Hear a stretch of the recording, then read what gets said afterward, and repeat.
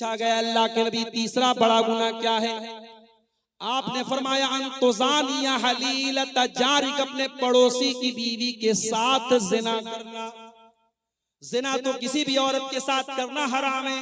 पड़ोसी का जिक्र आपने खास तौर से इसलिए किया क्योंकि पड़ोसी के ऊपर भरोसा करता है। अगर कोई अपने पड़ोसी के साथ विश्वासघात करे, पड़ोसी के भरोसे का खून करे तो ये डबल गुनाह है, ये गुनाह पर गुनाह है। इसलिए अल्लाह के नबी ने पड़ोसी का खास तौर से जिक्र किया। तो ये तीन बड़े बड़े गुनाह हैं। रहमान के खास बंदे न तो शिर्क करते हैं, न कत्ल करते हैं, न जिना करते हैं। और अल्लाह आगे क्या कहता है? वमन यफअल ज़ालिका यल्का सामा, और जो भी इंसान शिर्क करेगा, किसी निर्दोष की हत्या करेगा या ज़िना करेगा, वो बहुत बड़ी मुसीबत उठाएगा और बहुत बड़े गुनाह में पड़ जाएगा। युज़ाफ़ लहुल अज़ाबु यौमल क़ियामति व यख़लुद फ़ीही मुहाना, और हमेशा वो जहन्नम की आग में जलता रहे। मैं जिस मौजू पर कुछ बातें रखना चाहता हूं, उस मौजू का ताल्लुक कुरान करीम के 19वें पारे में सूरह फुरकान के आखिर में अल्लाह तबारक व तआला ने अपने कुछ स्पेशल और खास बंदों की कुछ खूबियां बयान। मैं चाहता हूं कि अल्लाह ताला के स्पेशल और विशेष और खास बंदों की जो सिफात अल्लाह ताला ने बयान की हैं, उन्हीं सिफात को आपके सामने बयान करके उनको थोड़ा सा समझा करके मैं आपसे इजाजत।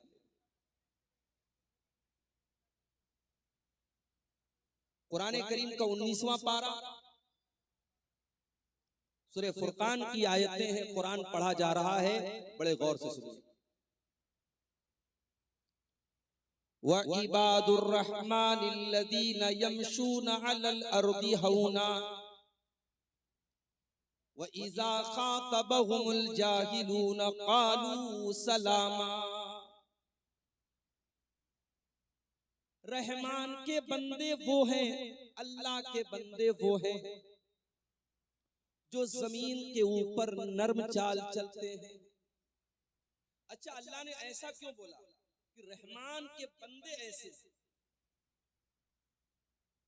क्या एक गुनाह करने वाला, एक गलत काम करने वाला, एक अल्लाह तबारक व तआला के साथ शिर्क करने वाला, क्या वो अल्लाह का बंदा नहीं है?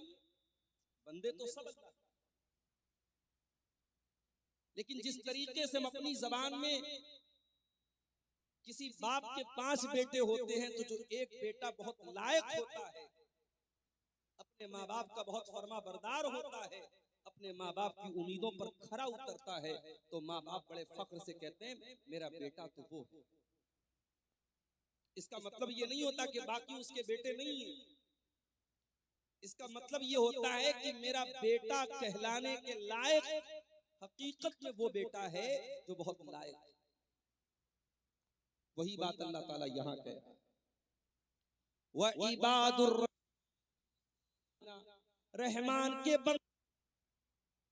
लज़ीना यमशूना अलल अर्दि हौना, जो जमीन के ऊपर नर्म चाल चलते हैं, अहंकार नहीं करते, तकब्बुर नहीं करते, गुरूर नहीं करते, घमंड नहीं करते।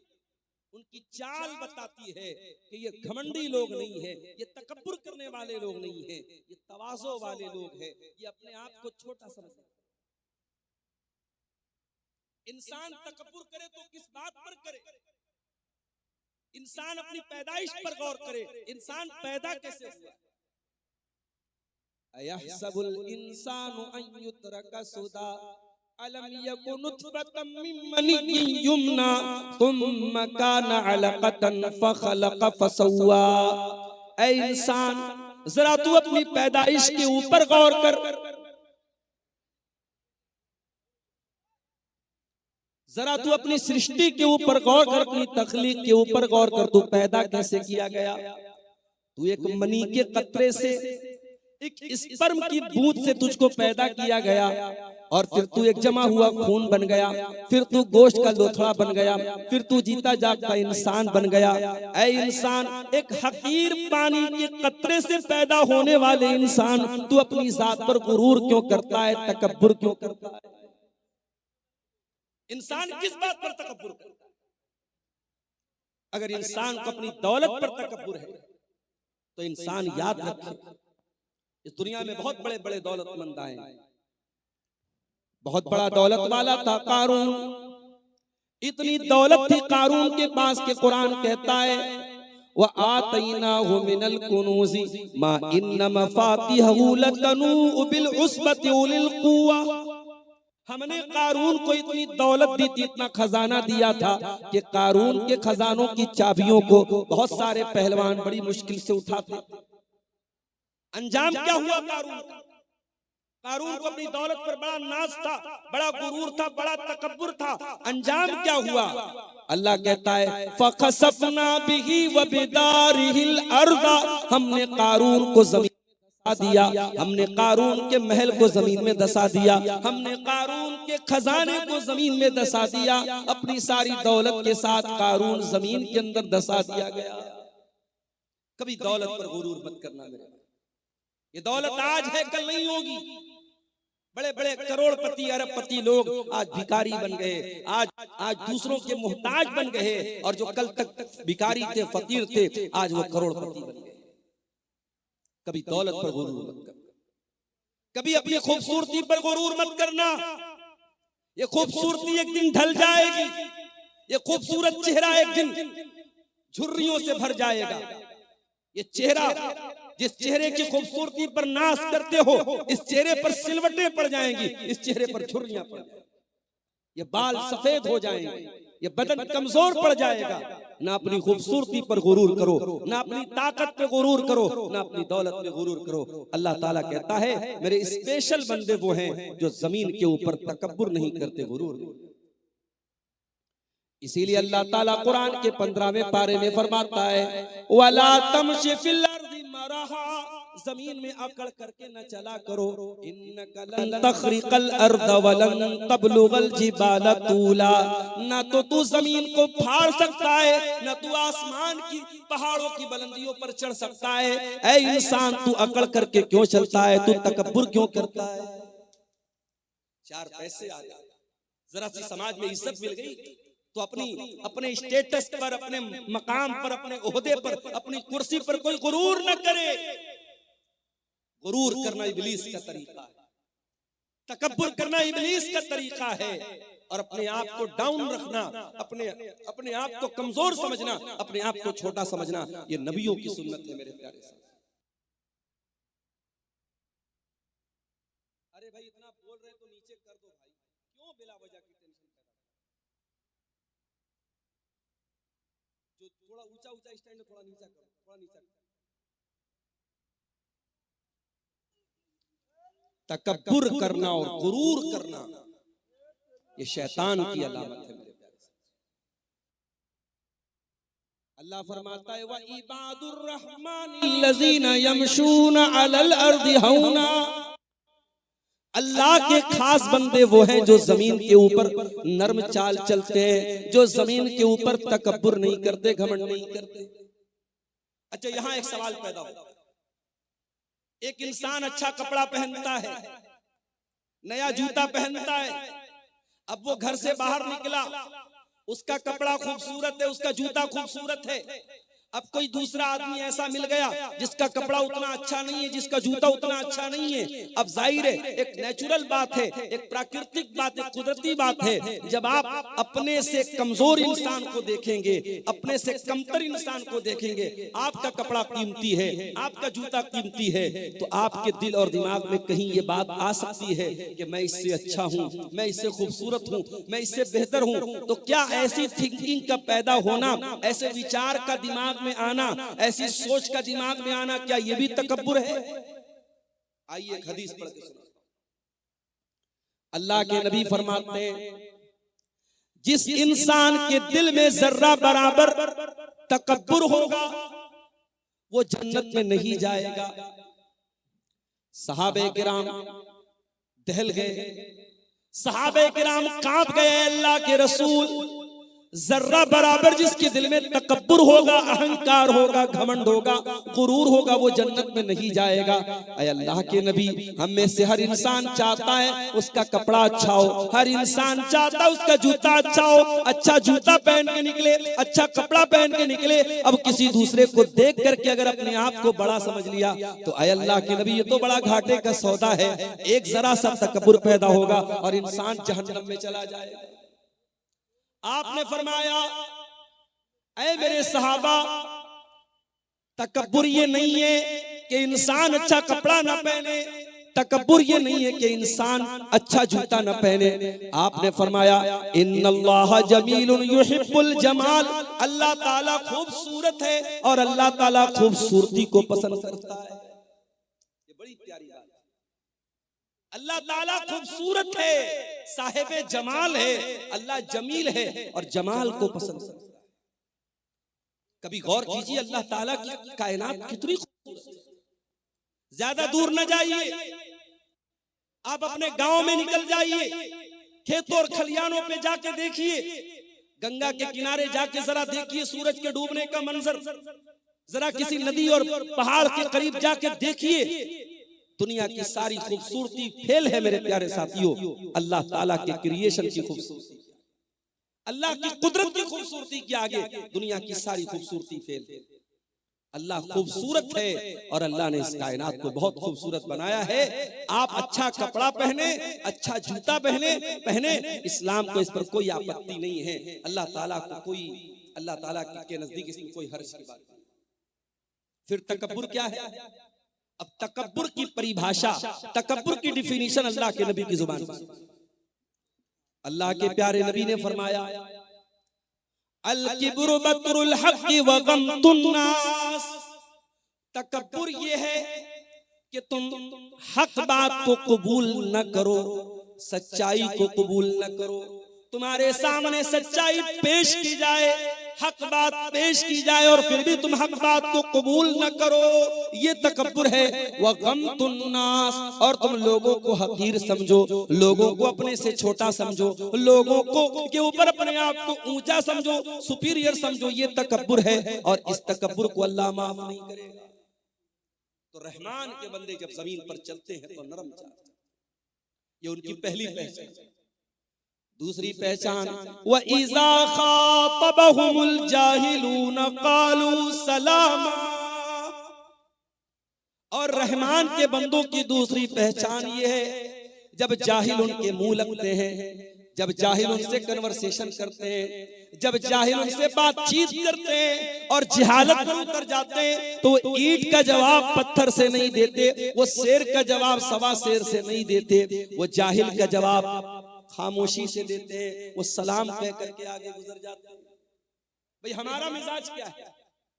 हमारा मिजाज तो यही है कि हम किसी से कम थोड़ी, उसने हमें कैसे बोल दिया, उसने हमें कैसे उल्टा सीधा बोल दिया, हम तो ईंट का जवाब पत्थर से देंगे, हम तो शेर का जवाब सवा शेर से देंगे। नहीं, अल्लाह कह रहा है कि मेरे स्पेशल बंदे ऐसे नहीं। वइज़ा खातबहुमुल जाहिलून क़ालू सलामा, वो जाहिल का जवाब जिहालत से नहीं देते, वो गलत का जवाब गलत से नहीं देते। हमारी अक्सर लड़ाई क्यों होती है? हमारी रिश्तेदारियों में जो फूट पड़ती है, जो दुश्मनी होती है, क्यों होती है? उसने मुझे बोल दिया, उसने मुझे ऐसा कह दिया, उसने मेरे साथ ऐसा कर दिया, उसने अपनी लड़की की शादी में मुझको नहीं बुलाया, उसने अपने यहाँ दावत में नहीं बुलाया, हम भी नहीं बुलाए। यही तो होता है। अल्लाह के नबी के पास एक आदमी आया, उसने कहा, अल्लाह के नबी, मेरे कुछ रिश्तेदार हैं, मैं उनके साथ अच्छा सलूक करता हूं, युसीऊना इलैया, वो मेरे साथ बुरा सलूक करते हैं। ऐ अल्लाह के नबी, मैं उनके साथ अच्छा मामला करता हूं, वो मेरे साथ जिहालत का मामला करते हैं। मैं उनके साथ नरमी का मामला करता हूं, वो मेरे साथ सख्ती का मामला करते हैं। आपने फरमाया, ऐ मेरे सहाबी, जब तक तू इस हाल में, जिस हाल में तू बता रहा है, तब तक अल्लाह ताला की तरफ से एक फरिश्ता बराबर तेरी मदद करता रहेगा। और जब तक तू ऐसा काम कर रहा है, तू अपने उन रिश्तेदारों के मुंह में जहन्नम की राख भर रहा है, जहन्नम की आग भर रहा है, क्योंकि वो तेरे नरमी के मुकाबले में सख्ती करके और तेरे एहसान के बदले बदसलूकी करके वो जहन्नम के हकदार बन रहे हैं, लेकिन तू जन्नत में अपना ठिकाना बना रहा है। ये इस्लाम का अखलाक है। अभी लखनऊ के अंदर क्रिसमस का त्योहार हमारे ईसाई मजहब के लोग मना रहे थे। उनके चर्च के पास दूसरे मजहब के लोग आए और वहां पे हुड़दंग मचाने लगे, बदतमीजी करने लगे। माफ कीजिए, हालांकि वो लोग मुसलमान नहीं थे, लेकिन ये बदतमीजी कि किसी दूसरे मजहब के त्योहार के मकाम पे जाकर अपने मजहब की का जो है प्रचार करना और वहां चीखना चिल्लाना, ये अखलाक के भी खिलाफ है और मानवता के भी खिलाफ है। आज मुल्क में नफरत का माहौल इस कदर बढ़ चुका है कि आज कभी मस्जिदों के सामने, कभी चर्च के सामने और कभी किसी दूसरे मजहब की इबादतगाह के सामने जाकर इस तरीके की बदतमीजी। इस्लाम के अंदर इस जिहालत की कोई गुंजाइश नहीं। इस्लाम जाहिलों का मजहब नहीं है, इस्लाम बदतमीजी का मजहब नहीं है, इस्लाम अखलाक का नाम है, इस्लाम किरदार का नाम है, इस्लाम कैरेक्टर का नाम है। मेरे प्यारे साथियों, जाहिल का जवाब भी आपको जहालत से नहीं देना है, गाली का जवाब भी आपको गाली से नहीं। यहूदी बहुत बड़े कमबख्त थे, बहुत बड़े बदतमीज थे, गुस्ताख थे। यहूदी अल्लाह के नबी के पास आते हैं, अस्सलामु अलैकुम कहते हैं, लेकिन जरा सी जबान को घुमा लेते हैं और अस्सलामु अलैकुम कहने के बजाय वो अस्सलामु अलैकुम कहते हैं। देखिए, अरबी जबान बड़ी रिच जुबान है, बहुत रिच लैंग्वेज है। अस्सलामु अलैकुम की मीनिंग क्या है? तुम पर सलामती हो, तुम शांति से रहो, तुम समृद्धि से रहो, तुम खुश रहो। और अस्सलामु अलैकुम मतलब तुम मर जाओ। अरबी जबान इतनी रिच लैंग्वेज है कि एक लेटर खत्म हो गया, मीनिंग अपोजिट हो गई। अस्सलामु अलैकुम का मतलब तुम सलामत रहो और अस्सलामु अलैकुम मतलब तुम मर जाओ। यहूदियों ने अस्सलामु अलैकुम कहा, किसको? नबी। नबी ने सुन लिया। हजरत आयशा के कानों में यहूदियों के जुमले पड़ गए। जब यहूदियों ने अस्सलामु अलैकुम कहा, अम्मा आयशा को गुस्सा आया, उन्होंने फौरन जवाब दिया, वालैकुमुस्सलाम वल्लानतु। ऐ यहूदियों, तुम पर भी मौत आए, तुम पर भी अल्लाह की लानत आए, तुम मर जाओ। अल्लाह के नबी ने देखा हजरत आयशा बड़े गुस्से में, बड़े जोश में, बड़े जज्बात में, आपने फरमाया, महलन या आयशा, ऐ आयशा ठहर जाओ, रुक जाओ। इतने जज्बात में क्यों आ रही हो, इतने तैश में क्यों आ रही हो? इन्नल्लाह युहिब्बुर रिफ्क़ फिल अम्रि कुल्लिही। ऐ आयशा, अल्लाह ताला नरमी को पसंद करता है, अल्लाह ताला सख्ती को पसंद नहीं करता, अल्लाह तो नरमी वाला नरमी को पसंद करता है। हजरत आयशा ने कहा, अल्लाह के नबी, आपने देखा नहीं उन यहूदियों ने कितनी गंदी बात आपको कही? उन्होंने आपको अस्सलामु अलैकुम नहीं कहा, उन्होंने आपको अस्सलामु अलैकुम कहा। मैं कैसे गवारा कर लूं? मेरे नबी को मौत की बद्दुआ दी जाए, मेरे नबी को बुरा भला कहा जाए और मैं बर्दाश्त। हजरत आयशा ने हमें और आपको एक सबक भी दिया। सबक ये दिया कि अगर आपके दिल में रसूल की मोहब्बत है और रसूल की गैरत है और आपके रसूल को बुरा भला कहा जाए तो आपको गुस्सा आना चाहिए, आपके जज्बात भड़कने चाहिए। अगर आपके जज्बात ठंडे पड़े, आपके नबी को कुछ भी कह दिया जाए, आपके जज्बात पर कोई फर्क न पड़े, इसका मतलब कि आप बेगैरत हो चुके हैं, आपके अंदर रसूल के नाम की कोई गैरत नहीं। क्रिसमस का त्योहार आया, ईसाई मजहब के लोग मना रहे, ठीक है, उनका मजहब है, लेकिन हमारी शरीयत क्या कहती है कि अल्लाह ताला का कोई बेटा नहीं है। लम यलिद व लम यूलद, ना तो वो किसी का बेटा है ना उसका कोई बेटा है। क्रिसमस मनाने वाला तो ये अकीदा रखता है कि आज के दिन अल्लाह ताला का बेटा पैदा हुआ है, नऊजुबिल्लाह। और मुसलमान बेचारा अपने आप को सेकुलर साबित करने के लिए और अपने आप को मानवतावादी साबित करने के लिए ये क्रिसमस की मुबारकबाद देता है और उसमें शामिल होता है।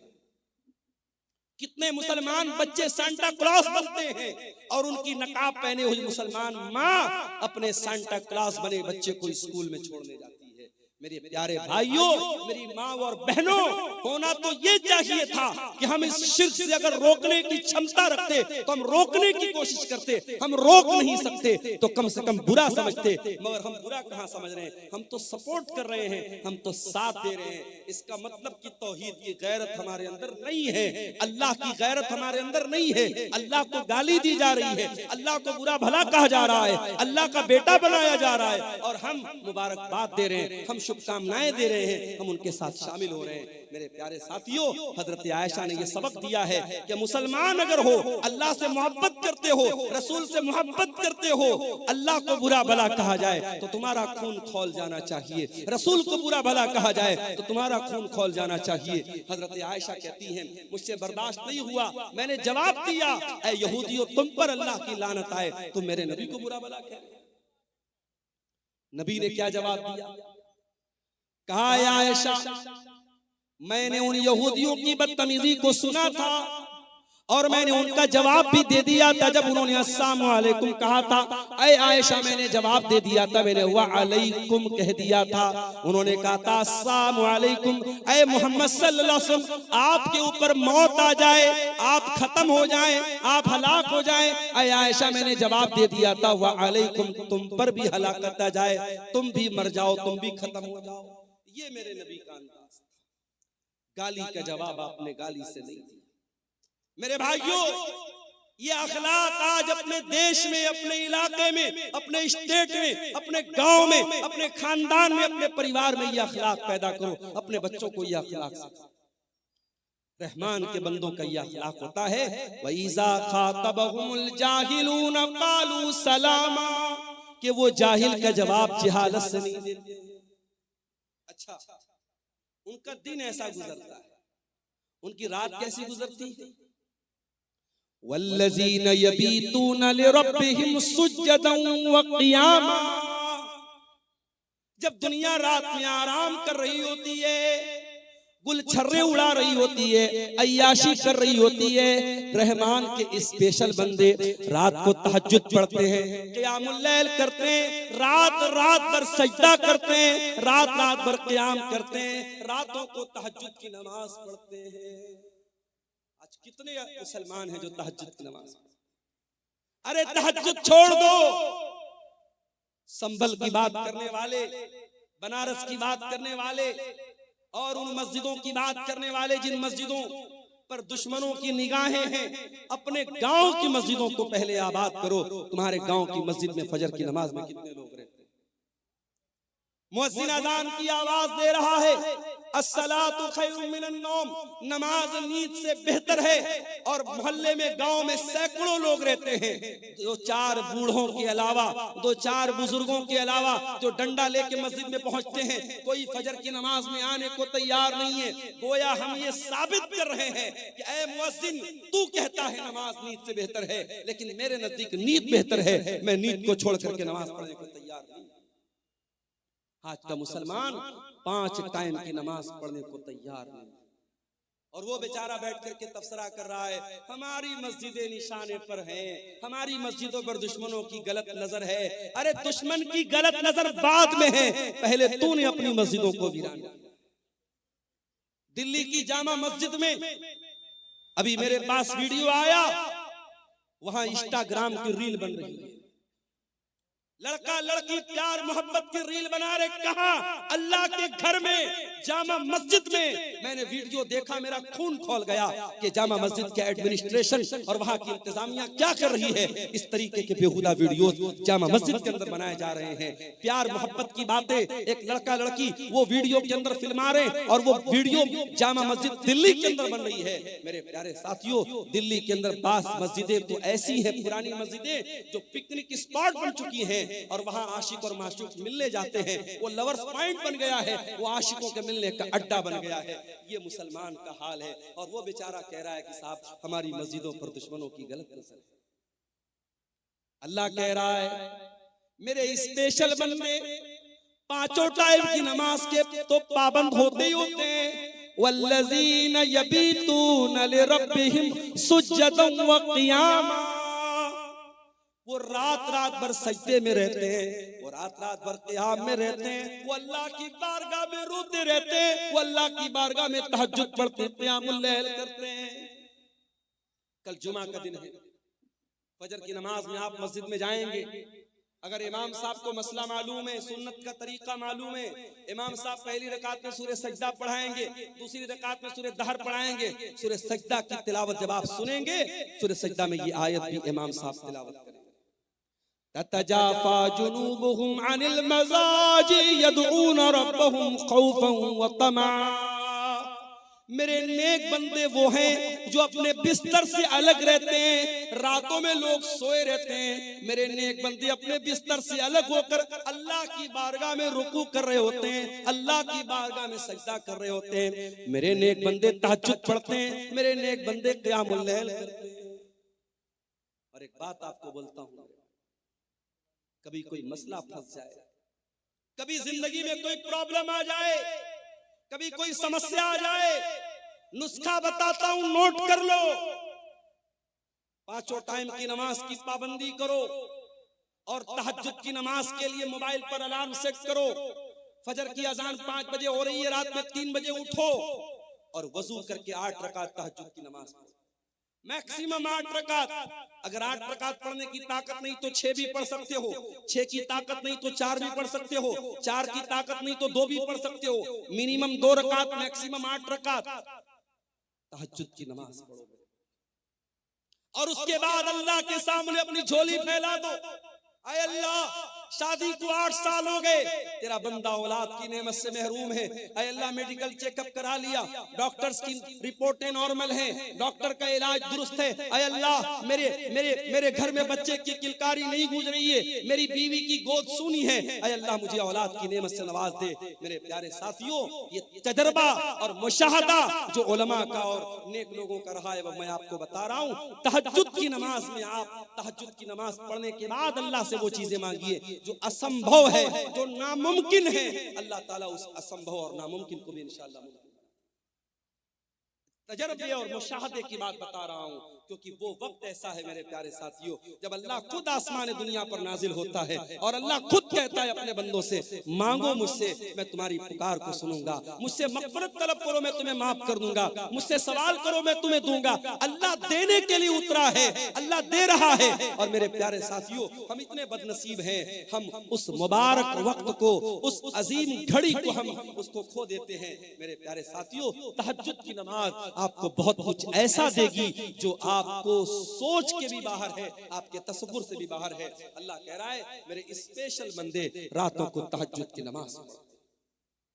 और आगे बढ़िए, अच्छा तहज्जुद पढ़ते हैं इसका मतलब नेक लोग हैं। अब जब नेक लोग हैं तो उनको तो अपने आप पर एक खुशी होनी चाहिए कि साहब हम तो तहज्जुद पढ़ने वाले हैं, जन्नत तो हमारे बाप की होगी, जन्नत में तो हमारा रिजर्वेशन हो गया। नहीं, तहज्जुद पढ़ने के बावजूद अल्लाह के अजाब से डरते रहे। वल्लज़ीना यक़ूलूना रब्बना अस्रिफ अन्ना अज़ाब जहन्नम इन्ना अज़ाबहा कान गरामा इन्नहा साअत मुस्तक़र्रन व मुक़ामा। रहमान के खास बंदे तहज्जुद की नमाज पढ़ते हैं, रात रात भर जागते हैं, लेकिन फिर भी अल्लाह से दुआएं करते हैं कि ऐ परवरदिगार तू जहन्नम के अजाब से हमको बचा ले। इन्ना अज़ाबहा काना गरामा, जहन्नम का अजाब तो चिमट जाने वाला है, जहन्नम का अजाब तो चिपक जाने वाला है, जहन्नम का अजाब तो छोड़ने वाला नहीं है, जहन्नम की अजाब तो जान छोड़ने वाला नहीं है। आज 2-4 लाख रुपया हमने मस्जिद में दे दिया, 2-4 लाख रुपया हमने मदरसे में दे दिया, कोई जलसा करा दिया, कोई मस्जिद बनवा दी, कोई यतीमों की मदद कर दी, तो हम उतने ही पर बड़े फख्र से, बड़े गुरूर से हम अपने आप को समझते हैं कि साहब हमने तो बहुत बार तीर मार लिया, अब तो जन्नत हमारे बाप की हो गई। नहीं मेरे प्यारे साथियों, ये बहुत ही खतरनाक किस्म का तकब्बुर है कि इंसान अपनी नेकियों को, अपने नेक अमाल को अपनी नजात के लिए फाइनल समझे कि हाँ मैंने नेकी कर ली तो मेरी नजात हो गई। इंसान को नेकी करके भी डरना चाहिए, पता नहीं अल्लाह ताला ने उसकी नेकी कबूल की है।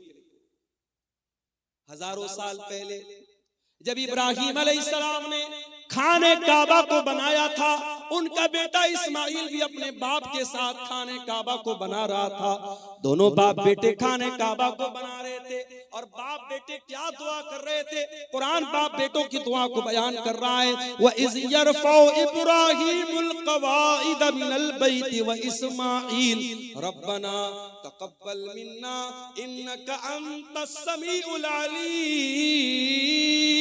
ऐ परवरदिगार, इब्राहिम दुआ कर रहे हैं, उनका बेटा इस्माइल दुआ कर रहा है, ऐ परवरदिगार हम बनाने को तो खाने काबा बना रहे हैं, ऐ अल्लाह हम तेरा घर बना रहे हैं, हम मस्जिद बना रहे हैं, लेकिन ऐ अल्लाह हमको पता नहीं हमारा ये अमल कबूल होगा कि नहीं होगा।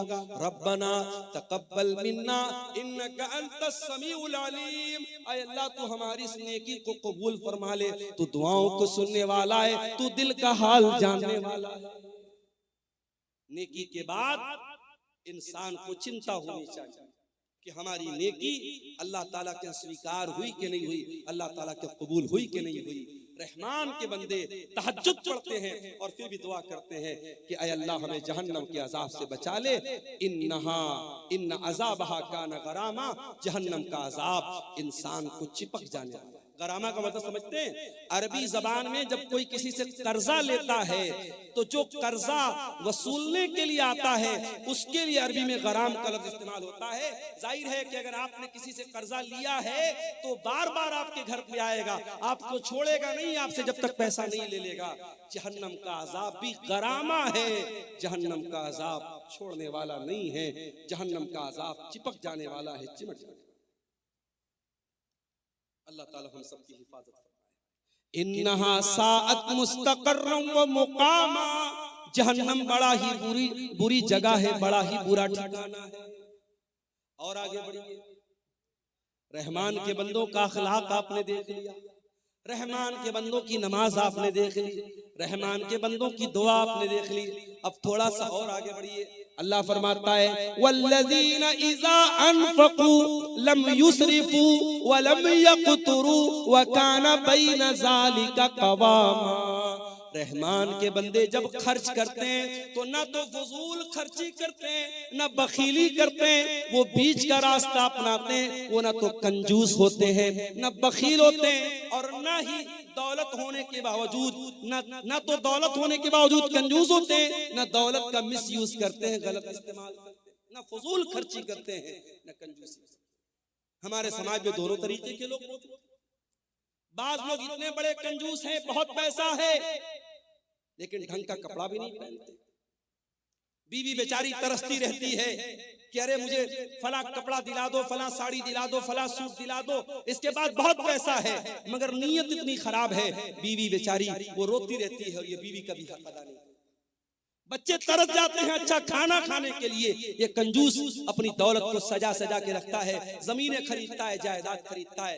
मेरे प्यारे साथियों, ये जमीनें, ये जायदादें आपके मरने के बाद ये दूसरों के हाथ लग जाएंगी। जब तक आप जिंदा हैं, अगर अल्लाह ताला पैसा दे रहा है, अपने शरीर पर भी खर्च करो, अपने जिस्म के ऊपर भी खर्च करो, अच्छा खाओ, अच्छा पहनो, बच्चों को अच्छा खिलाओ, अगर मौका मिले थोड़ा दुनिया भी घूमो, थोड़ा तफरी भी करो, थोड़ा अच्छी जगहों पर अपने बाल बच्चों को लेके जाओ। अगर अल्लाह ने दौलत दी है तो उम्रा भी कर लो, हज भी कर लो।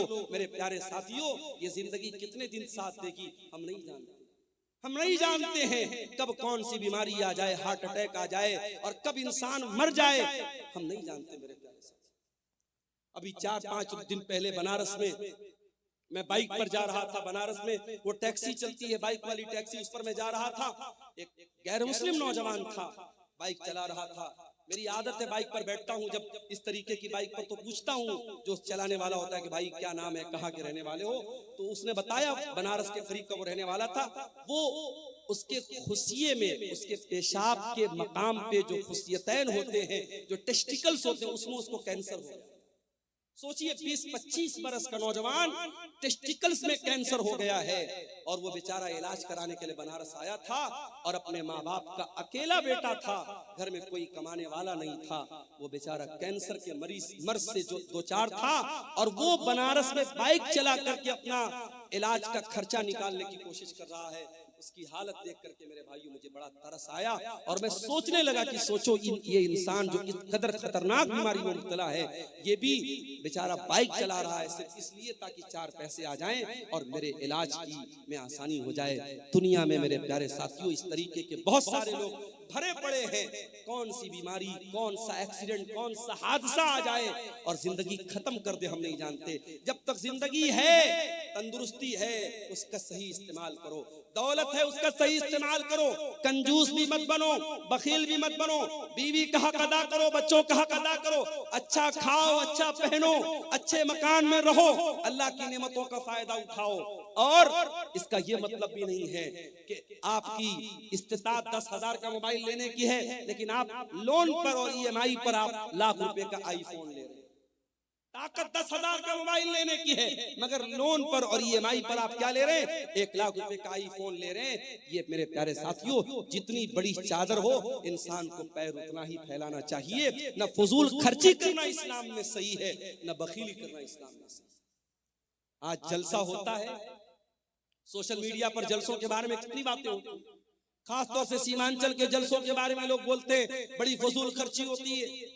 कभी कोई इस पर क्यों नहीं चर्चा करता? ठीक है, जलसों में जो खराबियां हैं उसको हमें दूर करना चाहिए, इस पर भी तो चर्चा होनी चाहिए कि सीमांचल ही नहीं पूरे इंडिया में मुसलमान शादियों में कितना पैसा पानी की तरह बहाता है। उत्तर प्रदेश की 2 शादियां अभी हाल ही में करंट में मेरे सामने आई।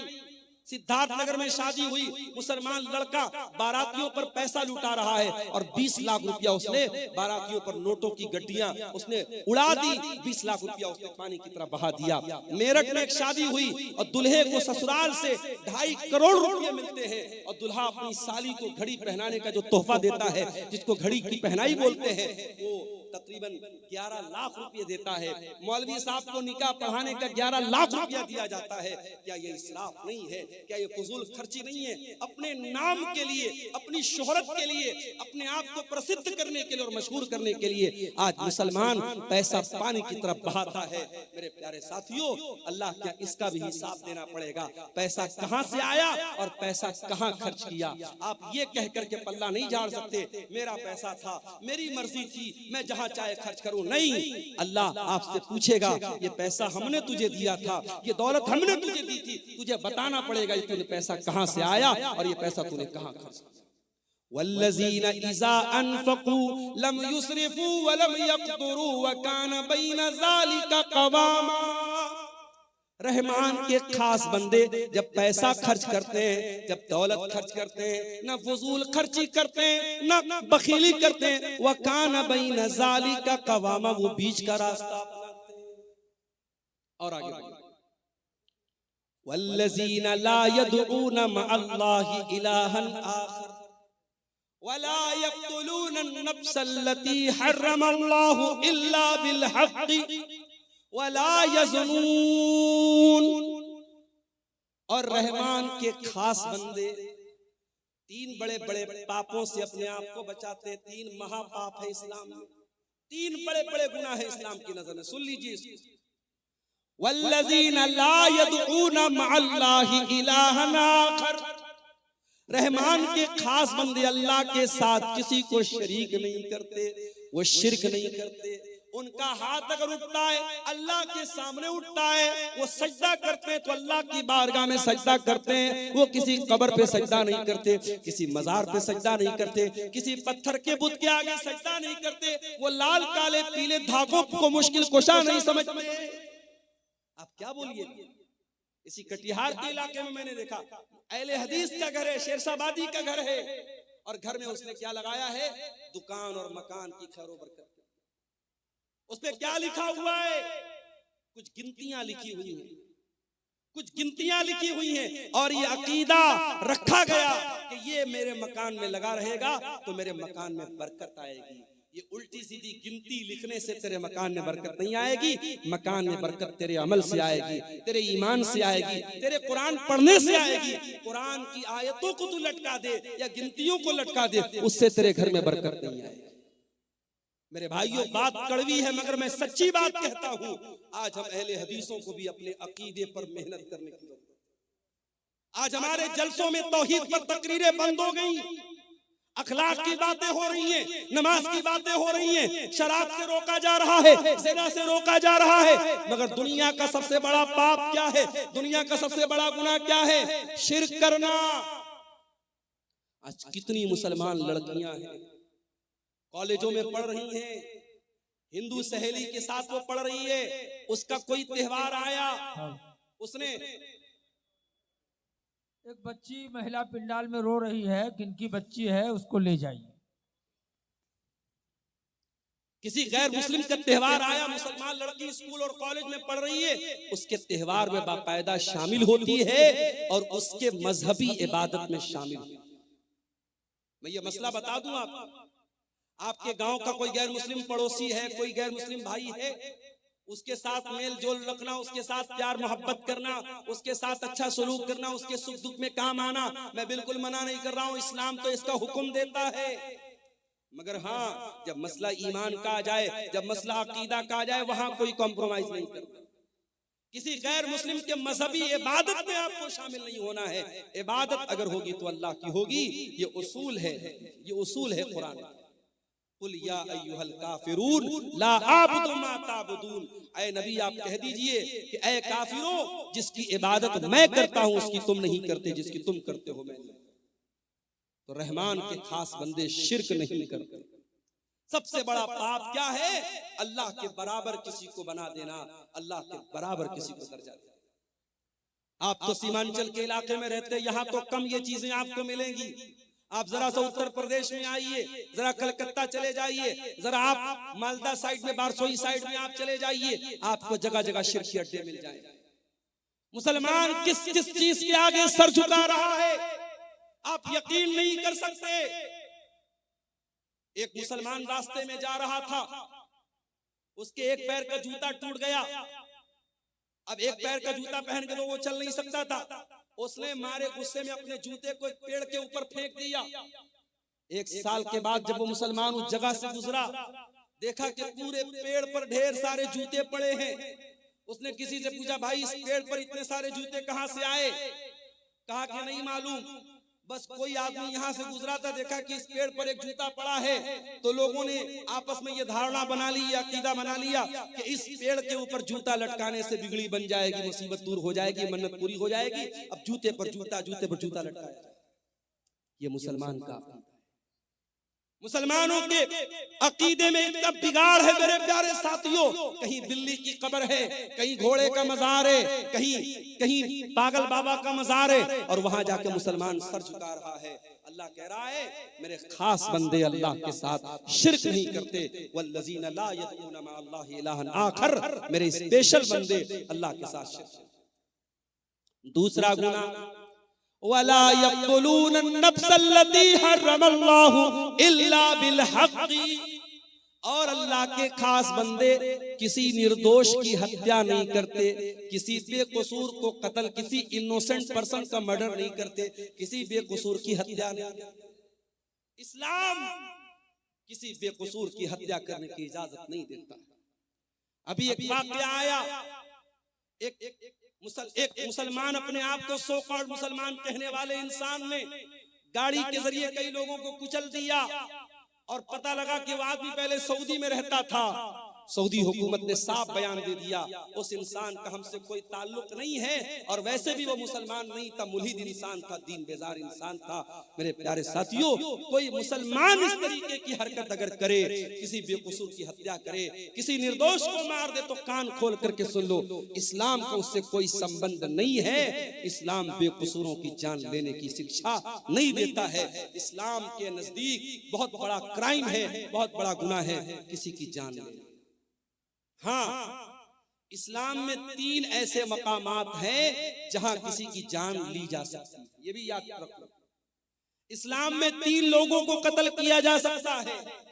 नंबर 1, अस्सय्यिबुज़्ज़ानी, शादीशुदा इंसान अगर जिना कर रहा है और इस्लामी हुकूमत है, चाहे वो मर्द हो चाहे वो औरत हो, इस्लामी हुकूमत के अंदर शादीशुदा जानी की सजा सजाए मौत है, उसे रज्म किया जाएगा, पत्थरों से मार मार के खत्म। नंबर 2, अल क़त्ल बिल क़त्ल, अगर किसी ने किसी की हत्या की है तो हत्यारे को उस हत्या के बदले, उस कत्ल के बदले हत्यारे को कत्ल किया जाएगा, कातिल को कत्ल किया जाएगा, कातिल से क़िसास किया जाएगा, उसको भी इस्लाम में उसकी इजाजत दी गई है। और नंबर 3, अल मुफारिक़ु लिदीनिही, इस्लामी हुकूमत के अंदर अगर कोई मुसलमान रहता है, वो इस्लाम को फॉलो करते करते अगर इस्लाम को छोड़ देता है और किसी दूसरे मजहब को स्वीकार कर लेता है, मुर्तद हो जाता है, मुशरिक हो जाता है, काफिर हो जाता है, अगर इस्लामी हुकूमत के अंदर ऐसा काम करता है तो इस्लाम में मुर्तद की सजा सजाए मौत है। इस्लाम ये कहता है अगर आप इस्लामी हुकूमत में रहते हैं, आप इस्लाम को छोड़ के किसी और मजहब पर अमल करते हैं, कोई मसला नहीं है, आप रह सकते हैं। लेकिन अगर आप इस्लाम को फॉलो करते हैं और इस्लामी हुकूमत के अंदर रहते हुए आप अगर मुर्तद होते हैं, अल्लाह के दीन को छोड़ करके कोई और दीन अपनाते हैं, तो फिर ये माफी के लायक जुर्म नहीं है, ये माफ करने के लायक अपराध नहीं है, और इस्लामी हुकूमत में उसकी सजा सजाए मौत है। ये 3 गुनाह ऐसे हैं जिन पर इस्लाम में कत्ल करने की इजाजत दी गई है। अल्लाह कह रहा है वला यक़्तुलून नफ्सल्लती हर्रमल्लाहु इल्ला बिल हक़्क़ि, मेरे नेक बंदे वो हैं, मेरे स्पेशल बंदे वो हैं जो किसी निर्दोष की हत्या नहीं करते, वला यज़नून, और जिना नहीं करते। ये तीसरा बड़ा गुनाह है, जिना करना, बदकारी करना, शर्मगाह का गलत इस्तेमाल करना, ये जिनाकारी और बदकारी इस्लाम की नजर में तीसरा बड़ा गुनाह है। इसीलिए जब अल्लाह के नबी से पूछा गया, आए अल्लाह के नबी अय्युज़ ज़म्बि आज़मु इंदल्लाह, अल्लाह के नजदीक सबसे बड़ा गुनाह क्या है? आपने फरमाया अन तजाला लिल्लाहि निद्दन व हुवा खलक़क, सबसे बड़ा गुनाह यह है कि तुम अल्लाह के बराबर किसी को करार दे दो। पूछा गया आए अल्लाह के नबी उसके बाद दूसरा सबसे बड़ा गुनाह क्या है? आपने फरमाया अन तक़्तुला वलदक खशियत अन यतममक, अपनी औलाद को कत्ल कर देना इस डर से कि वो औलाद तुम्हारे साथ खाए। अब यहाँ एक मसला पैदा होता है, क्या फैमिली प्लानिंग करने की इस्लाम में इजाजत है? 2 लड़के हैं मेरे, अभी मैं तीसरा लड़का नहीं चाहता, अभी 2 लड़कों को पालना मेरे लिए मुश्किल हो रहा है, तीसरा लड़का मैं नहीं चाहता, तीसरी औलाद नहीं चाहता, क्या फैमिली प्लानिंग कर सकता हूं? ये बड़ा ही नाजुक मसला है। फैमिली प्लानिंग कर सकते हैं कि नहीं कर सकते हैं, ये बड़ा ही नाजुक मसला है। उसमें अगर आप बच्चे की पैदाइश और बच्चे के मां के पेट में वजूद में आने से पहले के जो तरीके हैं जिसमें हमल न ठहरे, अगर वो तरीके आप अपनाते हैं तो उसकी गुंजाइश मौजूद है। अगर आप कोई परमानेंट ऐसा जैसे नसबंदी हो जाती है, ये गलत है, या बगैर किसी मजबूरी के औरत को ऑपरेशन करा दिया जाए, ये गलत है। अगर वक्ती तौर पर और आरजी तौर पर अगर हमल न ठहरे, इसके लिए कोई तदबीर अपनाई जाए, उसकी गुंजाइश तो मौजूद है। मगर एक बार अगर प्रेगनेंसी वजूद में आ गई, हमल वजूद में आ गया, अब उसके बाद उसको डिस्ट्रॉय करना, उसको एबॉर्शन करना, उसको खत्म करना मां के पेट में, मेरे प्यारे साथियों, ये औलाद का कत्ल है और ये उस जान का कत्ल है, और इसका हिसाब आपको देना। हाँ, अगर कभी ऐसा हो गया कि हमल ठहर गया और औरत की सेहत और उसकी तंदुरुस्ती इस लायक नहीं है कि वो बच्चे को जन्म दे, क्या है ये? चांदी की का पायल किसी अल्लाह की बंदी ने, किसी हमारी बहन ने ये दिया है, इस मस्जिद का चंदा है, ईदगाह के लिए दिया है। अल्लाह ताला इस बहन के इस चंदे को कबूल फरमाए। तो मेरे भाइयों, अगर प्रेगनेंसी ठहर गई है, उसके बाद जब तक बहुत ही क्रिटिकल केस ना हो और डॉक्टर्स का इस बात पर इत्तेफाक ना हो कि अगर ये हमल ठहरा और बच्चा हुआ, माँ की जान को खतरा हो जाएगा, उस अवस्था में, उस सिचुएशन में तो इजाजत दी जा सकती है। नॉर्मल हालात में अगर हमल ठहरा है, उसको कोई खत्म करता है तो ये भी औलाद का कत्ल है। अल्लाह के नबी फरमाते हैं दूसरा बड़ा गुनाह क्या है? औलाद को कत्ल कर देना, इस डर से कि वो आपके साथ। और खबरदार कोई ये ना सोचे अपनी औलाद को हम खिलाते हैं, नहीं। मैंने अपनी जिंदगी में तजर्बा देखा है। मेरी 3 बेटियां हैं। 2013 में शादी हुई, 14 में मेरी बड़ी बेटी पैदा हुई। मैंने जिंदगी में अपना तजर्बा मैं आपको बता रहा हूं, मैंने महसूस किया है। खास तौर से बेटी जब पैदा होती है, इंसान अपनी जिंदगी में, अपनी रोजी रोटी में, अपने कारोबार में, अपनी मईशत में बरकत महसूस करता है। औलाद अपना मुकद्दर लेके आती है। आप खबरदार ये मत सोचिए कि आप अपनी औलाद को खिलाते हैं।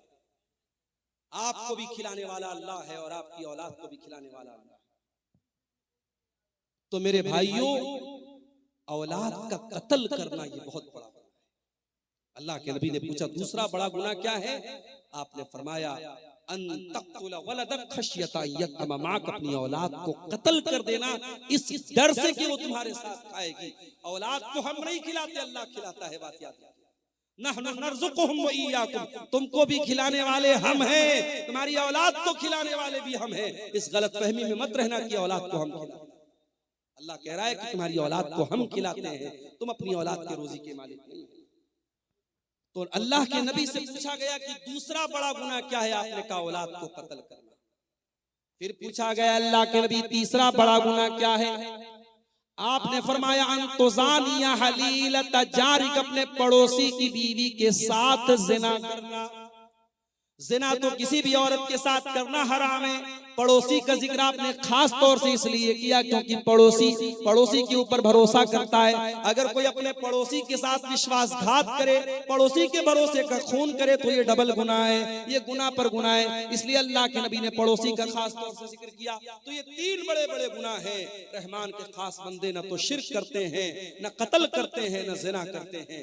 और अल्लाह आगे क्या कहता है?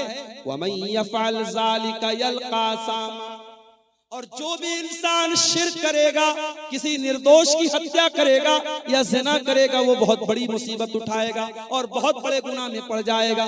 युज़ाफ़ लहुल अज़ाबु यौमल क़ियामति व यख़लुद फ़ीही मुहाना, और हमेशा वो जहन्नम की आग में जलता रहेगा। लेकिन हाँ, ज़िना करने वाला भी तौबा कर ले। दुनिया वाले कहते सुबह का भूला शाम को लौट जाए, तो भूला नहीं कहते। अल्लाह कह रहा है अगर जिना करने वाला, कत्ल करने वाला, शिर्क करने वाला भी सच्ची तौबा कर ले, मैं उसे स्वीकार करने को तैयार हूं, मैं उसे कबूल करने को तैयार हूं। इल्ला मन ताबा व आमना व अमिल अमलन सालिहा फउलाइका युबद्दिलुल्लाहु सय्यिआतिहिम हसनात व काना अल्लाहु गफूरर रहीमा। जो तौबा करेगा, जो ईमान लाएगा और जो नेक अमल करेगा, अब तक जितना गुनाह किया गुनाह कर लिया, अब तक जितना गलत काम किया कर लिया, अब तौबा कर लिया और ईमान के रास्ते पर आ गया और नेक अमल कर लिया, तो अल्लाह क्या कहता है?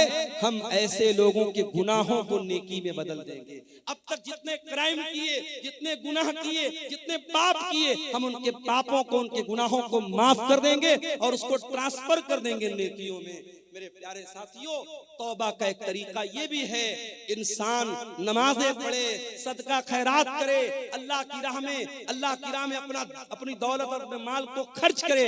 अगर आपको ये महसूस होता है हाँ मुझसे जिंदगी में कुछ गुनाह हुए हैं, तो तौबा का तरीका एक ये भी है कि आप जिस तरीके से आज के इस प्रोग्राम में आपको मौका मिल रहा है कि आप ईदगाह की जमीन के लिए एक सदका जारिया आप दें, आप यहाँ पे आए और अपना चंदा जरूर लिखवाएं और दें, ताकि अल्लाह ताला आपकी तौबा को कबूल करे। जो तौबा करेगा और नेक अमल करेगा और ईमान के रास्ते पर चलेगा, अल्लाह कह रहा है उसके गुनाहों को हम नेकियों में बदल देंगे। वमन ताबा व अमिल सालिहन फइन्नहु यतूबु इलल्लाहि मताबा, और जो इंसान तौबा करता है वो सही रास्ते पर वापस पलट जाता है, वो अपनी गाड़ी को यू टर्न लेकर के सही रास्ते पर आ जाता है। आपको कटिहार से मोहना चाँदपुर आना था, सही रास्ते पर आप चल रहे थे, अचानक गूगल मैप के चक्कर में गलत रास्ते पर चले। आजकल गूगल मैप बहुत रास्ता गड़बड़ बता देता है। अभी उत्तर प्रदेश में गूगल मैप के चक्कर में एक पुल कोई बन रहा था, अभी आधा अधूरा पुल बना था, उस पर 4 व्हीलर लेकर के एक नौजवान चला गया और पुल पर से उसकी गाड़ी गिर पड़ी और नौजवान बेचारा इंतकाल कर गया, अल्लाह को प्यारा हो गया। तो आप गूगल मैप के चक्कर में गलत रास्ते पर जब चले गए, रास्ते में एक आदमी जा रहा था, जलसे में जा रहा था, उसने कहा भाई साहब कहाँ जा रहे हैं? आपने कहा मोहना चाँदपुर जा रहा हूँ। तो उसने आपको बताया कि नहीं, अब अपनी गाड़ी को मोड़ दीजिए, आप यू टर्न ले लीजिए। तो तौबा भी यू टर्न है मेरे प्यारे साथियों। जब आप तौबा करते हैं, जब आपने गुनाह का काम किया, हमने कोई गलत काम किया, उस वक्त तक हम गलत ट्रैक पर चल रहे थे, गलत रास्ते पर चल रहे थे, जैसे ही हमने तौबा कर लिया, अल्लाह कह रहा है फइन्नहु यतूबु इलल्लाहि मताबा, हम अल्लाह के रास्ते की तरफ लौट के चले। रहमान के खास बंदों की हम पहचान बता रहे हैं आपको, उनकी विशेषताएं बता रहे हैं, उनकी खूबियां बता रहे हैं। अल्लाह ने कहा रहमान के खास बंदे शिर्क नहीं करते, जिना नहीं करते, कत्ल नहीं करते। और आगे वल्लज़ीना ला यशहदून ज़ूर, और अल्लाह के खास बंदे वो हैं जो किसी गुनाह के काम में, किसी गलत काम में शामिल नहीं होते। नए साल की रात आ रही है, 31 दिसंबर की रात आ रही है, बड़े बड़े शहरों में बड़े बड़े होटल बुक हो जाएंगे, नाचने गाने वालियां महंगे महंगे अमाउंट के ऊपर उनको हायर किया जाएगा, कई कई हजार का पास और टिकट लगाया जाएगा, और होटलों में महंगे महंगे टिकट दे करके नाच गाना देखने और शराब पीने जाने वालों में मेरे प्यारे साथियों एक बड़ी तादाद में मुसलमान नौजवान और लड़के लड़कियां भी शामिल होते हैं। कुरान क्या कहता है? वल्लज़ीना ला यशहदून ज़ूर, अल्लाह के खास बंदे झूठी गवाही नहीं देते और किसी गलत काम में शामिल नहीं होते। व इज़ा मर्रू बिल्लग़्वी मर्रू किरामा, और जब वो किसी लग़्व चीज के पास से गुजरते हैं तो शराफत से गुजर जाते हैं। आप मार्केट में जा रहे हैं, आप रेलवे स्टेशन के पास जा रहे हैं, आप एयरपोर्ट के पास से जा रहे हैं, और कोई लग़्व चीज, कोई नामुनासिब चीज आपकी नजरों के सामने से आई, तो आप अगर उसको देखने लगते हैं या उस गलत काम में आप इन्वॉल्व हो जाते हैं, अल्लाह ताला हम सब की हिफाजत फरमाए मेरे प्यारे साथियों। रब्बुल आलमीन, अगर आप किसी लग़्व चीज के पास से गुजरते हैं तो कुरान क्या कहता है मेरे स्पेशल बंदे? वइज़ा मर्रू बिल्लग़्वी मर्रू किरामा, शराफत के साथ वहां से गुजर जाते हैं। उसके बाद फरमाया वइज़ा ज़ुक्किरू बिआयाति रब्बिहिम लम यखिर्रू अलैहा सुम्मन व उमियाना, वल्लज़ीना इज़ा ज़ुक्किरू बिआयाति रब्बिहिम, और रहमान के खास बंदों की एक पहचान ये भी है, जब उनके सामने कुरान पढ़ा जाए, जब उनके सामने उनके रब की आयतें पढ़ी जाए, वो अंधे और बहरे बन करके, वो गूंगे और बहरे बन करके नहीं गिर पड़ते। जलसा हो रहा है, तकरीर हो रही है, आप एक कान से सुन करके दूसरे कान से उड़ा रहे हैं, न कुरान की आयतों पर गौर हो रहा है, न मुकर्रिर की आलिम की बातों पर गौर हो रहा है, न अमल हो रहा है। तो याद रखिए मेरे प्यारे साथियों, अल्लाह के नेक बंदों का ये तरीका नहीं है। अल्लाह के नेक बंदे क्या करते हैं? वो गौर करते हैं, वो बातों को कैच करते हैं, वो समझने की कोशिश करते हैं, वो अमल करते हैं। वल्लज़ीना इज़ा ज़ुक्किरू बिआयाति रब्बिहिम, रहमान के खास बंदों के सामने जब उनके परवरदिगार की आयतें पढ़ी जाती हैं, लम यखिर्रू अलैहा सुम्मन व उमियाना, वो अंधे और बहरे बन करके नहीं गिर पड़ते। रहमान के खास बंदे कुरान की आयतों को सुन करके सुम्मन व उमियाना, अंधे और बहरे बन करके गिर नहीं पड़ते, गौर करते हैं, अमल करते हैं। कुरान की आयतें आज हमारे सामने पढ़ी जाती है, पत्थर दिल हो चुके हैं हमारा। नमाज पर कितनी तकरीरें हो रही हैं, बेनमाजी वैसे के वैसे। ज़िनाकारी पर कितनी तकरीरें हो रही हैं, ज़िना के केसेस कम नहीं हो रहे। शराब पर कितनी बातें हो रही हैं, मगर नशे का रुझान बराबर बढ़ता चला जा रहा है। मेरे प्यारे साथियों, रहमान के खास बंदे कुरान की आयतों को गौर से सुनते हैं और अमल करते हैं। उसके बाद फरमाया वल्लज़ीन यक़ूलून रब्बना हब लना मिन अज़वाजिना व ज़ुर्रियातिना क़ुर्रत अयुन वजअलना लिलमुत्तक़ीन इमामा। ये रहमान के खास बंदों की आखिरी पहचान अल्लाह बयान कर। रहमान के खास बंदे वो हैं जो ये दुआएं करते रहते कि ऐ हमारे परवरदिगार, हमारे बीवी बच्चों को हमारी आंखों की ठंडक बना दे। बीवी बच्चे हमारी जिंदगी का बड़ा अहम हिस्सा होते हैं। मेरे हम जब भी खुश होते अपने बीवी बच्चों के साथ खुशी में शामिल होते हैं। हम किसी अच्छी जगह घूमने फिरने जाते हैं, अपने बीवी बच्चों को शामिल करते हैं। क्या अपने बीवी बच्चों को जहन्नम की आग से बचाने की चिंता हमारे दिल और दिमाग में पैदा नहीं होती? मेरे भाइयों, देखिए ये फिर किसी ने 1500 रुपए का ताउन पेश किया है और ये 100 रुपए का भी कुछ ताउन हमारे चंद नौजवानों ने पेश किया था। अल्लाह ताला इन तमाम चंदा देने वालों के चंदे को और दान देने वालों के दान को अल्लाह कबूल फरमाए। अल्लाह इनकी जायज मुरादों को पूरी फरमाए। ये सामने फोन पे का स्कैनर कोड भी, बार कोड भी लगा हुआ है, जगह जगह इन लोगों ने लगाया है स्टेज के बीच में। आप हजरात जो ऑनलाइन भी पेमेंट करना चाहें जरूर इस ईदगाह की जमीन के लिए करते हुए जाएं। तो रहमान के खास बंदे अपने बीवी बच्चों के लिए दुआ करते हैं। अगर आपकी बीवी दीनदार नहीं है, आपका बच्चा अगर दीन पर नहीं है, तो कम से कम कुछ नहीं कर सकते। रजाकार हजरात से गुजारिश है कि 10 मिनट के अंदर हजरत मौलाना जर्जीस साहब इटावा उनको ले आए स्टेज में। 10-15 मिनट के अंदर मौलाना जर्जीस साहब को स्टेज में ले आए। तब तक मौलाना अब्दुल गफ्फार के बाद मौलाना मुश्ताक साहब बंगला में 10-15 मिनट ईदगाह के लिए चंदा करेंगे बंगला जबान पे, जो देना चाहें दे सकते हैं। रहमान के खास बंदे अपने बीवी बच्चों की चिंता करते हैं। अपने बीवी बच्चों के कपड़े की चिंता तो हम सब करते हैं, बच्चों की दुनिया के फ्यूचर की चिंता तो हम सब करते हैं, लेकिन मेरे प्यारे साथियों, ये जमीन, ये जायदाद, ये रुपया, ये पैसा, ये जेवर, ये कपड़ा हमारे बीवी बच्चों की दुनिया में काम आएगा। अपने बच्चों की, अपने बीवी की आखिरत को बनाने के लिए आपने क्या किया? आज कितने लोग हैं, जवान बेटी उनकी पढ़ाई कर रही है कलकत्ता में, रांची में, पटना में, लड़की कहाँ जा रही है, क्या कर रही है, रातों में किससे मिल रही है, माँ बाप को कोई फिक्र नहीं है। वो तो बड़े फख्र से कहते हैं हमें तो अपनी लड़की के ऊपर भरोसा है। मेरे प्यारे साथियों, भरोसे के नाम पर आंख मूंद लेना और अपनी बेटियों को, अपनी नादान बेटियों को बुराई के अड्डों पे डाल देना, ये अक्लमंदी का सौदा नहीं है, ये फायदे का सौदा नहीं है। अपने बच्चों के अकीदे की फिक्र करो, अपने बच्चों की आखिरत की फिक्र करो। अल्लाह कह रहा है, मेरे नेक बंदे दुआएं करते हैं, रब्बना हब लना मिन अज़वाजिना व ज़ुर्रियातिना क़ुर्रत आयुन।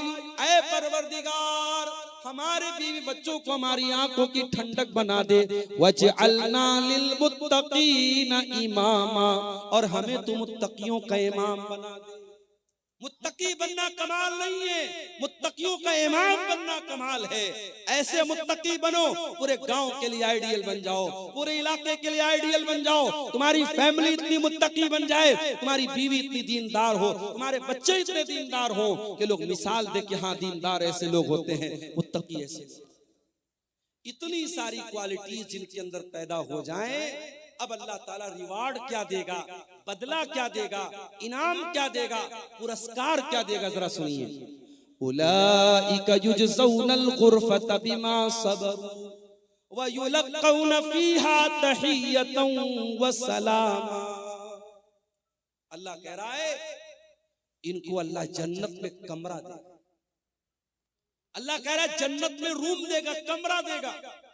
अभी मुंबई का सफर करना है मुझे, मैं ऑनलाइन चेक कर रहा था कि ताज होटल में अगर एक दिन रात गुजारी जाए तो कितना अमाउंट आएगा। तो मैंने इंटरनेट पर चेक किया, बंबई का बहुत 5 स्टार होटल, बड़ा मशहूर होटल है ताज होटल, एक रात गुजारने का अमाउंट कितना आ रहा था? 50,000 रुपया।